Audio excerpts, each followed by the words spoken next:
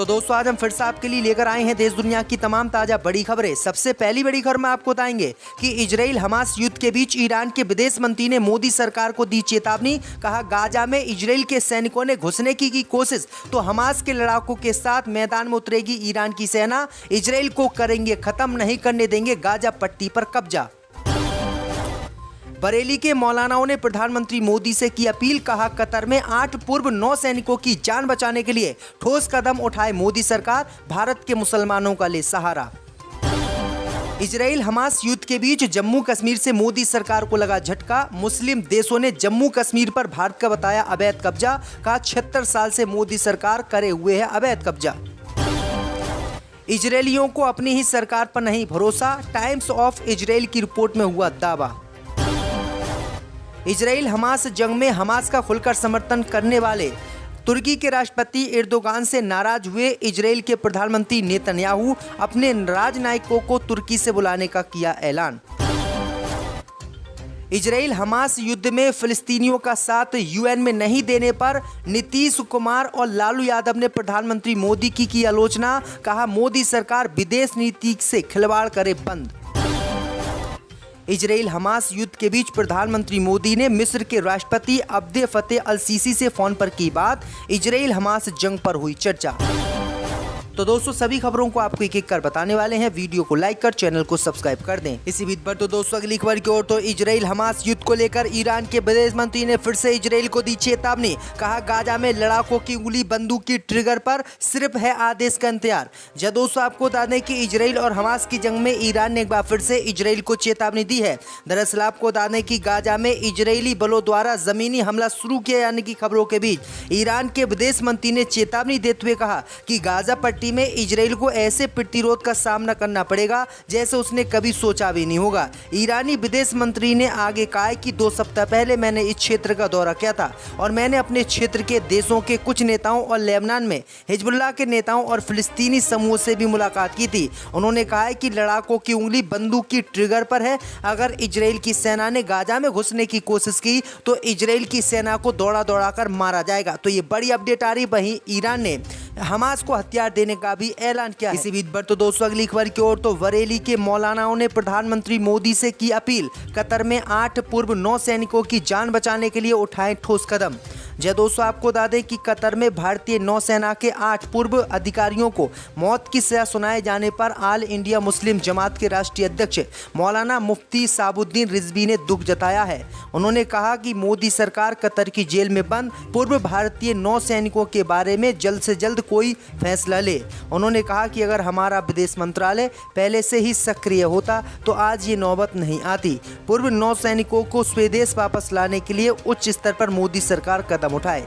बरेली के मौलाना ने प्रधानमंत्री मोदी को सुझाव देते हुए कहा है कि भारत में 2 धार्मिक व्यक्ति ऐसे हैं जिनके अरब दुनिया और बिलखुसूस कतर सरकार से अच्छे संबंध हैं। इनकी सेवाएं लेकर ये बहुत बड़ा मसला हल हो सकता है। तो ये बड़ी अपडेट आ रही दोस्तों। इसी बीच पर तो दोस्तों अगली खबर की ओर तो इजराइल हमास जंग के बीच 57 मुस्लिम देशों ने मोदी सरकार को दिया झटका। भारत के खिलाफ कश्मीर पर कहीं बड़ी बात। जब दोस्तों आपको बता दें कि इजराइल हमास युद्ध के बीच 57 मुस्लिम देशों ने कश्मीर पर मोदी सरकार को बड़ा झटका दिया है, जिससे मोदी सरकार की नींद उड़ गई है। दरअसल आपको बता दें कि इस्लामिक देशों के संगठन OIC ने एक बार फिर जम्मू कश्मीर पर विवादित बयान दे दिया है। ऑर्गेनाइजेशन ऑफ इस्लामिक कोऑपरेशन के महासचिव हुसैन ब्राह्मण ताहा के हवाले से जारी बयान में कहा गया है कि 27 अक्टूबर 2023 को जम्मू कश्मीर पर भारत के कब्जे के 76 साल पूरे हो गए हैं।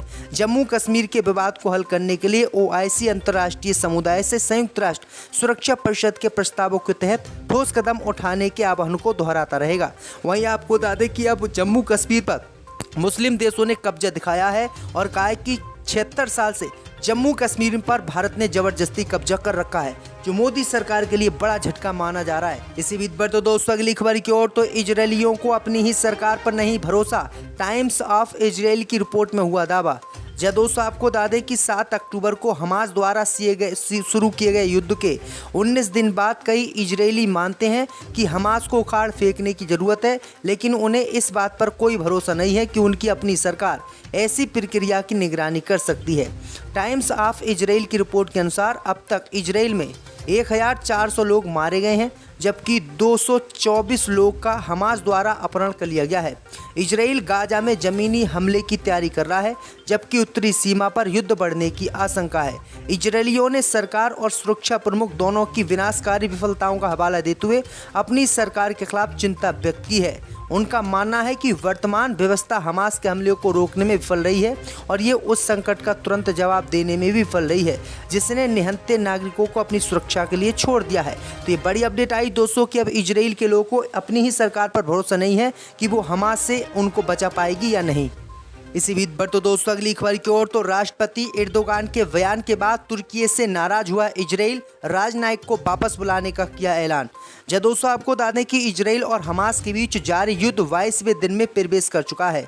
इसी बीच इजराइल ने शनिवार को कहा कि वह अंकारा स्थित दूतावास से अपने राजनायक को वापस बुला रहा है।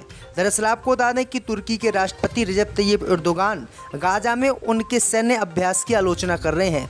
उन्होंने पोस्ट में गंभीर आरोप इजराइल पर लगाए हैं और कहा है कि गाजा में इजराइल लगातार गलत कार्रवाई कर रहा है, निहत्थे लोगों को निशाना बना रहा है, जो कि हम इसका विरोध करते हैं। इनके इसी बयान के बाद इजराइल तुर्की से नाराज हो गया और अपने राजनायक को वापस बुलाने का ऐलान किया। तुर्की ने भी राजनायक को वापस देश छोड़ने के लिए कह दिया है। इसी बीच बढ़ते दोस्तों अगली खबर की ओर, तो इजराइल हमास युद्ध को लेकर प्रधानमंत्री मोदी ने मिस्र के राष्ट्रपति अब्दे फतेह अल सीसी से फोन पर फिर से की बात।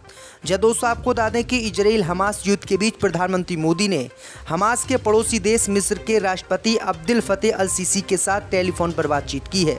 उन्होंने गाजा पट्टी में इजरायली सैन्य अभ्यासों के अपडेट और नागरिक जीवन पर इसके विनाशकारी प्रभावों के लिए जारी वृद्धि के खतरे पर विचार का आदान प्रदान किया है। ये पूरे क्षेत्र की सुरक्षा के लिए खतरा है, मिस्र के राष्ट्रपति पद के प्रवक्ता ने फेसबुक पर बातचीत की जानकारी दी है। इससे पहले भी प्रधानमंत्री मोदी ने मिस्र के राष्ट्रपति से बातचीत की थी और हमास के लिए मदद पहुंचाई थी। और एक बार फिर से प्रधानमंत्री मोदी ने मिस्र के राष्ट्रपति से बात की है और मोदी सरकार फिर से गाजा पट्टी के मुसलमानों के लिए मदद पहुंचा सकती है। इसी बीच बढ़ते दोस्तों अगली खबर की ओर, तो संयुक्त राष्ट्र में फिलिस्तीनी मुसलमानों का साथ न देने से मोदी सरकार से नाराज हुए लालू यादव दे डाली सलाह। जब दोस्तों आपको बता दें कि इजराइल हमास युद्ध के बीच सीज फायर प्रस्ताव से मोदी सरकार ने यूएन में दूरी बना ली और फिलिस्तीनी मुसलमानों का साथ नहीं दिया, जिसे लेकर विपक्षी दल मोदी सरकार की लगातार आलोचना कर रहे हैं। इजराइल फिलिस्तीनी विवाद पर मोदी सरकार के स्टैंड को पार्टी जो है इस्लाम विरोधी और फिलिस्तीनी विरोधी बता रहे हैं। दरअसल आपको बता दें कि सीज फायर प्रस्ताव पर कल वोटिंग हुई थी, जिसमें मोदी सरकार ने हिस्सा नहीं लिया था। मोदी सरकार ने हिस्सा ना लेकर ये साबित कर दिया कि वो इजराइल के साथ खड़ा हुआ है। ये बात भारत के विपक्षी नेताओं को नागवार गुजरी और उन्होंने मोदी सरकार पर तंज कसना शुरू कर दिया और कहा कि मोदी सरकार विदेश नीति के साथ खिलवाड़ बंद करे और युद्ध में फिलिस्तीनी मुसलमानों का साथ दे, क्योंकि इजराइल ने जबरदस्ती कब्जा उनकी जमीन पर कर रखा है। इसी बीच बढ़ते दोस्तों अगली खबर की ओर, तो छत्तीसगढ़ के मुख्यमंत्री भूपेश बघेल ने ईडी को बताया कुत्ता। जब दोस्तों आपको बता दें कि छत्तीसगढ़ में ईडी और आईटी के लगातार छापों के बाद राज्य के मुख्यमंत्री भूपेश बघेल ने तंज कसा है और ईडी को कुत्ते की गली बता दिया है। दरअसल आपको बता दें कि उन्होंने तंज कसते हुए कहा कि ईडी आईटी वाले कुत्ते बिल्ली की तरह घूम रहे हैं। बघेल के इस बयान को लेकर राज्य के पूर्व मुख्यमंत्री रमन सिंह ने कहा कि कुत्ते बिल्ली जैसे शब्दों के साथ अभद्र भाषा का प्रयोग कर मुख्यमंत्री बघेल स्वयं को सच्चा कांग्रेसी साबित कर रहे हैं। दरअसल आपको बता दें कि उन्होंने कहा है कि गली गली आप देखोगे तो ईडी और सीबीआई वाले मिल जाएंगे। इन लोगों को बीजेपी के लोग मिलते नहीं हैं, लेकिन ये अन्य पार्टी के लोगों को गिरफ्तार करके जेल में डाल रहे हैं और चुनाव जीतना चाहते हैं। इसी बीच पर तो दोस्तों अगली खबर की ओर, तो बंधकों के मुद्दे पर इजराइल से बात करने को तैयार हुआ हमास। जब दोस्तों आपको बता दें कि इस्लामिक प्रतिरोध आंदोलन हमास की शस्त्र शाखा अल कसम ब्रिगेड ने जो है बंधकों के मुद्दे को सुलझाने के लिए इजराइल के साथ बातचीत करने के लिए तैयार हो गया है। अगर इजराइल इस मुद्दे को एक बार में हल करना चाहता है तो हम इसके लिए तैयार हैं। दरअसल आपको बता दें कि ओबैदा ब्रिगेड के प्रवक्ता अबू ओबैदा ने टीवी चैनल संबोधन में कहा कि अगर इजराइल इस मुद्दे को एक बार में हल करना चाहता है तो हम इसके लिए तैयार हैं। अगर वह प्रक्रिया को कई दौरों में विभाजित करना चाहता है तो हम भी तैयार हैं। उन्होंने दावा किया है कि बंधकों के मुद्दे को हल करने की कोशिश के लिए संपर्क किए गए थे, लेकिन इजराइल ने वास्तविक गंभीरता नहीं दिखाई। उन्होंने कहा कि समूह द्वारा बंधक बनाए गए लोगों को रिहा करने की एकमात्र शर्त ये है कि इजराइल सभी फिलिस्तीनी कैदियों को मुक्त कर दे। गाजा में कुल 229 बंधकों को रखा गया है। इसी बीच पर तो दोस्तों अगली खबर की ओर, तो दिल्ली के जंतर मंतर पर फिलिस्तीन के समर्थन में प्रदर्शन, हिरासत में लिए गए 50 लोग। जब दोस्तों आपको बता दें कि इजराइल और फिलिस्तीनी संगठन हमास के बीच चल रहे युद्ध को लेकर दिल्ली में फिलिस्तीन के समर्थन में विरोध प्रदर्शन करने वाले लोगों को पुलिस ने हिरासत में लिया है। पुलिस ने 50 से अधिक छात्रों और सिविल सोसाइटी के लोगों को फिलिस्तीन के समर्थन में जंतर मंतर पर प्रदर्शन करने के दौरान हिरासत में लिया है। एक वरिष्ठ पुलिस अधिकारी ने कहा कि प्रदर्शनकारी अलग अलग जत्थों में जंतर मंतर पहुंचे थे और बाद में उन्हें हिरासत में ले लिया गया। एक पुलिस अधिकारी ने कहा कि चूंकि प्रदर्शनकारियों के पास अनुमति नहीं थी, इसीलिए उन्हें हिरासत में लिया गया है। उन्हें दिल्ली के अलग अलग पुलिस स्टेशनों में रखा गया है और बाद में इनको छोड़ दिया जाएगा।